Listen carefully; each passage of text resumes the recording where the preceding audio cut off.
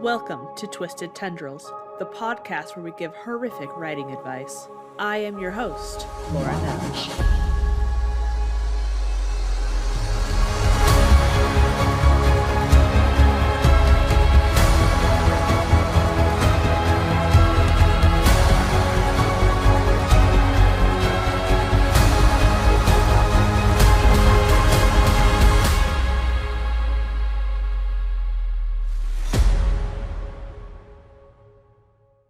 Hello, and welcome to episode 3 of Twisted Tendrils, horrific writing advice. Today's episode is a listicle style format covering 12 different writing techniques from anthropomorphism to isocolons. Fun words, aren't they? We'll go over what they are, why you might want to use them, and how to incorporate them into our writing.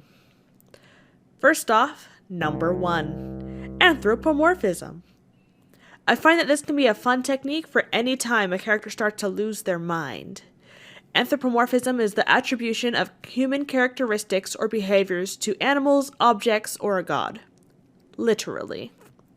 Animals and objects don't just seem to stare at you with disdain. They may have actual eyes that dart around, or a mouth to be able to vocalize their feelings. Think of Thomas the Tank Engine, or Tigger. In the case of someone having a mental breakdown, the stuffed deer head on the wall may begin to laugh maniacally, a la Evil Dead. A character's hand may whisper into their mind about wanting to do terrible things, then start moving on its own to attain said goals. A variation of the manga and anime series Parasite. Other times, the monster itself is anthropomorphic. Think Monster House, where the house is literally alive, devouring the children who enter. Grief and anger made physical. Ghosts can be the anthropomorphic representations of certain emotions, regret, loss, revenge. Make them the literal embodiment of these ideas. Here's an example. Ryan rubbed his bleary eyes, strained by the candlelight. Cast shadows danced on the ornate moth pattern on the wallpaper. He wearily stared at the designs on the backs of the painted wings. The wings stared back. Hidden eyes sprang forward, revealing themselves through the golden filigree, staring unblinkingly into his own terrified eyes. Ryan jumped back, palms sweating, sluggish heart now racing. Then he blinked, and they were gone. The wings were just paint and gold once more. Literary technique number 2, the sister technique to anthropomorphism, called personification. Personification is the attribution of a personal nature or human characteristic to something non-human, or the representation of an abstract quality in human form. Figuratively this time. Shadows stretching out with long, sinister fingers towards your hallowed sanctuary, when really the shadows are just growing longer from the sun dipping on the horizon. Or are there even any real shadows at all? Is it just a figure of speech? Anyway, personification is a great way to work in atmosphere by giving the environment itself feelings, thoughts, emotions, intentions. Here are some examples. The mountain peak loomed over the climbers, evaluating if the puny humans were up to the challenge of conquering it. A room breathes. The tattered curtains and peeling wallpaper made the home look homeless. Gusts of wind scream around the brickwork of the house. Stars hurl themselves into the ocean depths. Give inanimate objects actions or situations humanity. Make them uncanny and off-putting, sympathetic, loving, or any manner of disposition. Number 3, alliteration. I absolutely adore alliteration. See what I did there? Multiple words in a row starting with the same sound, usually the same letter. It helps to create a flow, a hint of poetic rhythm. But a word of caution. Overuse makes the sentences seem silly and over the top. Many titles of stories use alliteration. Helps them flow off the tongue, or just make them memorable. Here are a couple examples. Without alliteration. The saturated blood dripped onto white bones, crimson trails meeting together, forming rivers. With alliteration. The bright blood dripped onto bleached bones, crimson rivulets combining into red rivers. I did the alliteration of the B words in the first half, then changed it up to C and R words in the second half. Again, without alliteration. Curtains like gauzy wings fluttered in the open bay window, heralding in the earthen breeze of spring and dandelion fluff. With alliteration. Curtains like wispy wings fluttered in the wide open window, heralding in the spring scents and whispered wishes of dandelion fluff. With the alliteration, it has a different flow to it. You might like the non-alliteration sentences better. It's up to you if you utilize this, but it's a good tool to have in your arsenal. Number 4, assonance. Assonance is the repetition of the sound of a vowel or diphthong in the non-rhyming stressed syllables near enough to each other for the echo to be discernible. These ones don't have to be the first letter or syllable of the word like an alliteration. Confused?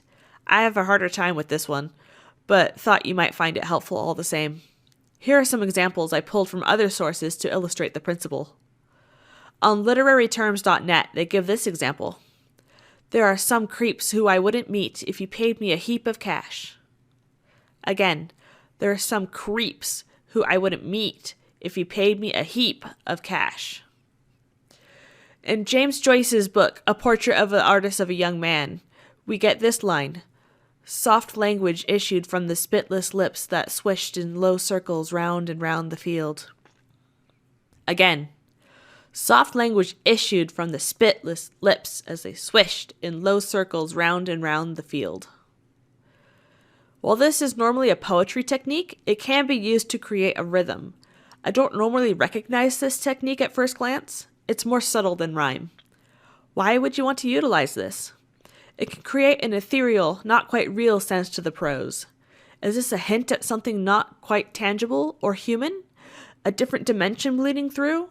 Are these words spoken by an unreliable narrator who's glossing over things, trying to paint them in a certain tinted light? Worth an experiment to see if you like the subtle, uncanny results. Number 5, metaphors. Don't roll your eyes at me with this basic technique. It can be powerful. The definition goes as follows. A figure of speech in which a word or phrase is applied to an object or action to which it is not literally applicable.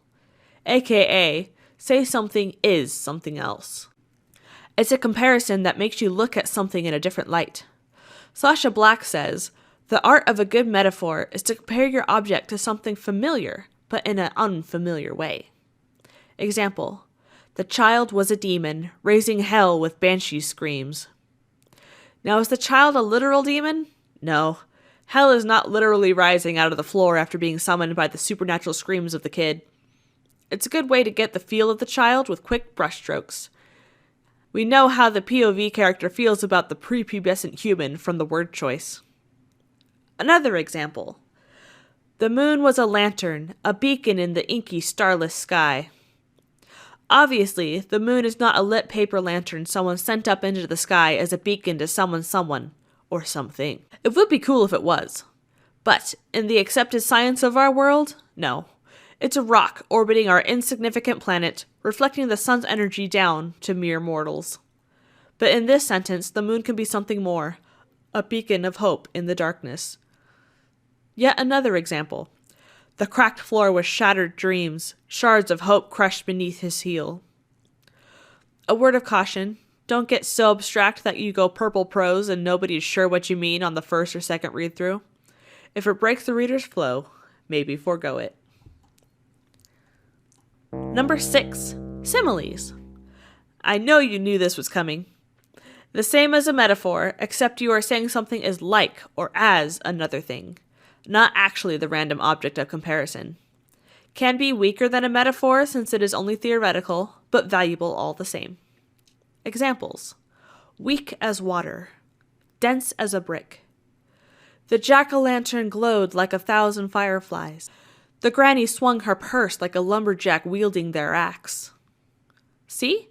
Can be fun. Helps the reader to paint a more vivid picture in their mind. Comparing things that are seemingly weak to things that are traditionally strong and can be a great way to flip a situation on its head. But more on that next. Number 7, juxtaposition. Placing two things that seem at odds with each other in the same description for comparison or contrast. Like the lumberjack-esque granny. Usually, you make a micro-juxtaposition through similes or metaphors. There can also be big picture or macro juxtapositions as well. Think of the main character's thought process, fighting skills, etc., from the beginning of the book versus the end of the book. Usually there is a big contrast and growth in character from the first page to the last page, unless your character is the traditional Sherlock Holmes, a static character arc. Examples of micro-juxtaposition besides the lumberjack granny. Her satin skin and lace freckles concealed her dagger tongue. The weightlifter's thick fingers danced with grace, piping the delicate whipped frosting onto the mini cupcakes. The final girl raised the chainsaw, its jagged sounds a soothing song of hope in her ear. Example of a macro juxtaposition. Edwin grimaced as he saw himself in the mirror as he used to be, downtrodden, sunken-eyed, weak-willed, doing as others commanded without a second thought. Disgusting. With a roar, he wielded his hard-earned sword, shattering the tormenting image, taking his destiny into his own hands once more. Number 8. Onomatopoeia. This one is one of my favorites. Sound words. Think the Batman TV show from the 60s. Bam, pow, biff, suck. It's not always so cheesy, though. I like to use it to dramatize certain moments, create a rhythm, a ticking countdown of a bomb. Here is the excerpt from my flash piece, Last Photograph. The main character, Jack, is a photographer using one of those old-timey cameras with glass plates at a seance.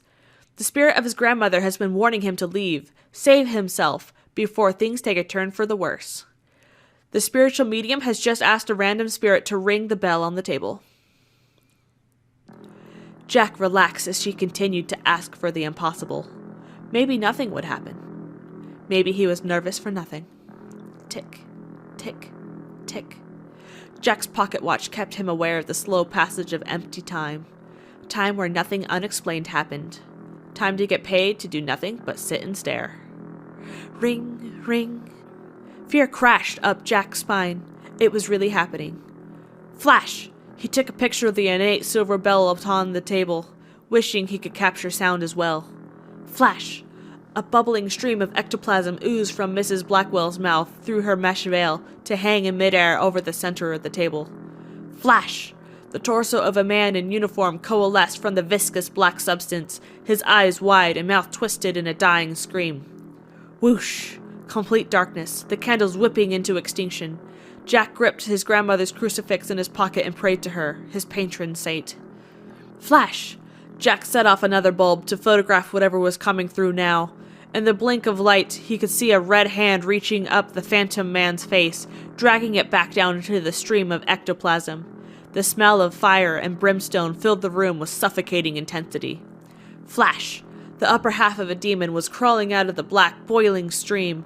Its acrid orange and yellow eyes slit like a goat's. The face they were sunken into as smooth and chubby as a toddler's.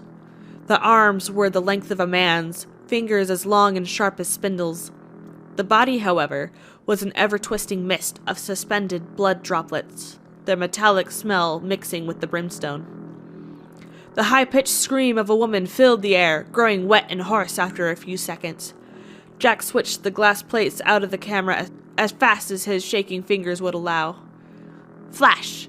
The long, thin arm of the abomination was holding Mrs. Blackwell's still-moving tongue aloft, blood dripping into its open mouth, sliding down its childlike throat, where it reemerged to join the other droplets in its wraith-like body. All humans present shrieked and cried, a raucous laughter tainting the sounds with demonic pleasure. There is the ticking of the pocket watch, the ringing of the bell, heralding their doom, the flashes of the flash bulbs, and the whooshing out of the candles. A rhythm is built, quickening the pace from the beginning of the piece where we enter a house even dandelions avoid. Here is another example. He had never seen the rumored sun. Damien's eyes were so recessed into their sockets they were not visible from the profile. His hair, like other half-human soot scamps, was as dark as the billowy coal dust that lined this layer of the underground labyrinth he called home. A labyrinth where large, skittering creatures with long, spindly legs and huge, oblong, hairy bodies roamed, feasting with gnashing jaws on those who crossed their path. Scritch, scritch. In the outskirts of the tunnel network, the newly outcast teenager stiffened, the telltale sound of the elongated claws of a soot maven scratching along the brickwork of the tunnels reverberated through his bones. It was backed by the sound of its writhing, undulating hair brushing along the walls for purchase, seeking out any wayward creatures for food. The use of onomatopoeia here lets us know what the character is hearing by hearing it ourselves, as much as is possible through the printed word. It is supported by the other word choices of skittering, gnashing, and scratching. I like to italicize my onomatopoeias, but that's a stylistic choice. Number 9. Fragments. Fragment sentences are an amazing spice you can use in your writing. Use them to speed up the rhythm, emphasize something, illustrate a character's thought process, convey sensations, or create a mood. Examples. Here is a chunk from my flash fiction Skeleton Man that has a couple fragments. My feet drag along the dirt road, sharp rocks tearing at my translucent skin. The river of newly discovered vibrant red of the droplets trail my wake, their color enough to cause my stomach to roil. A clear way for the dogs to track me down if they should even make it this far into the desolate realm. Orange haze engulfs me as the towers of the abandoned city of cathedrals winks on the horizon. My final resting place. Sanctuary. Between the rugged cracks of the baked land, pulsing veins pull lifeblood towards the city even death could not kill. Veins that bulge red and thick, the only sign of life within miles. It's your fault. You brought color into our world. Color. Differences. War. I grimace as the sand suspended in the dry air grits in my teeth. I deserve it. The taste of the ashes, my fellow comrades, taint my tongue, coating it with my regret. Gernard, Samwin, Elizabeth. Forward I trudge, no longer looking forward to my demise. What will they say when they see me in the spirit plane? Unwelcome. That's what I'll be. Banished. Again. I clarify the final resting place sentence with the fragment of a single word. Sanctuary. My character's mind is caught in a negative thought spiral. Fragments of emphasis, all that is left. I list the fallen comrades as a sentence for each name to make it more punchy and hard-hitting. It also helps to keep the word count down for flash fiction and microstories. I wouldn't recommend using too many of them, as they can break up the flow of the prose, but use them like a fine spice to add interesting notes and pops of flavor. Number 10. Specificity. The more specific your words are to a situation, the clearer the reader can imagine what is going on. Easier to connect with the story. You can overdo this one as well, though, with paragraph after paragraph of specific details wearing your reader down until they don't care to slog through it anymore. Here are some examples of specificity. A general sentence. She was a short blonde with blue eyes. More specific.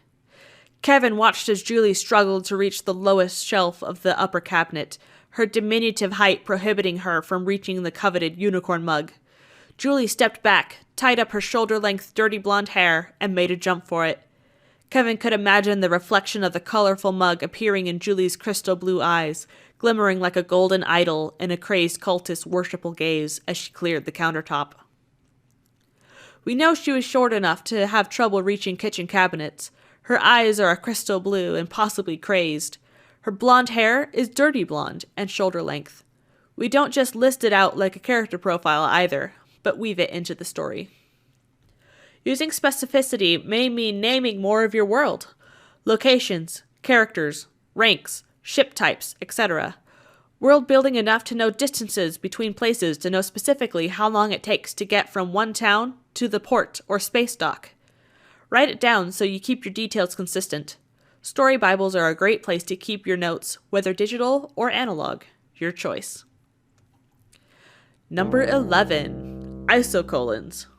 What the heck are those? According to Sasha Black, isocolons are when you repeat a phrase, sentence, or clause of equal length that also has similar rhythms to it. She goes on to quote Charles Dickens with one of the most well-known isocolons I have ever heard. It was the best of times, it was the worst of times. It was the age of wisdom, it was the age of foolishness. This technique could be used in villain monologues, or the speech of a hero about to be cut down. dramatic speeches by tyrannical governments, faded prophecies of the end of the world or rise of an immortal god, and many, many more. One more example, this time of my own creation, is, "Why are you so evil, so vile? What did I ever do to you? What has anyone ever done to you? You come, you kill, you gloat, and for what? Revenge?" A little cheesy perhaps, but there are indeed isocolons in there. Don't go overboard with this technique, but it can be fun to play with. Makes memorable phrases that can be easily memorized or put on merch. Either way.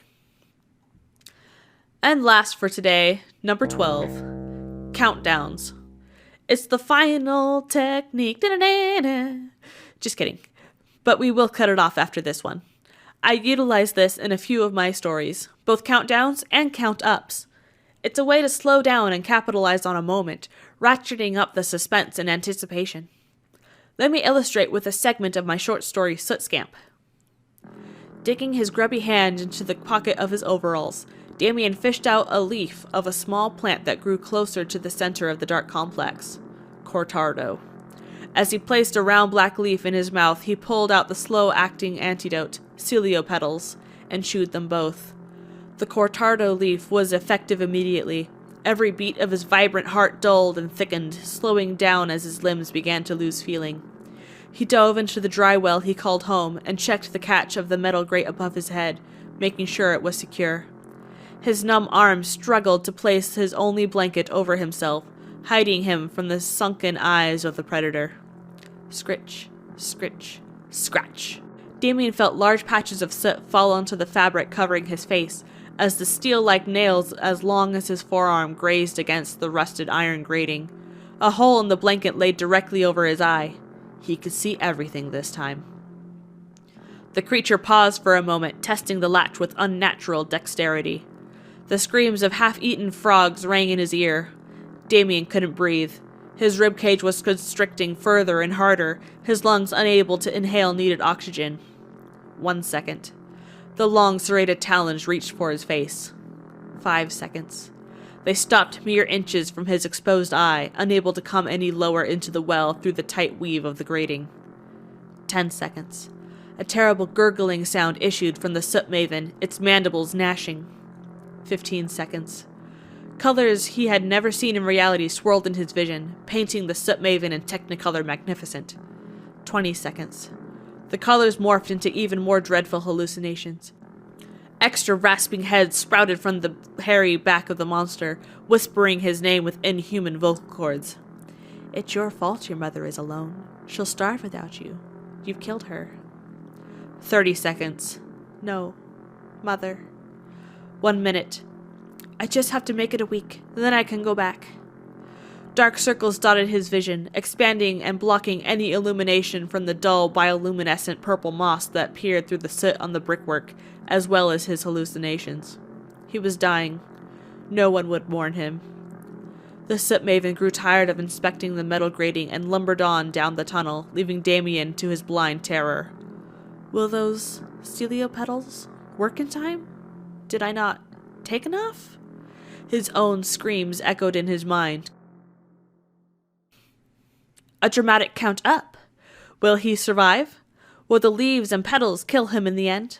The count up, in this instance, allowed me to explore what he was thinking and feeling, slowing time down to a crawl, make the reader see how hard his life is as an outcast, so when the opportunity to leave arrives, we see why he's so eager to leave this hellhole for a bit and rationalize why he's ignoring subtle signs that the new opportunity is not as it seems.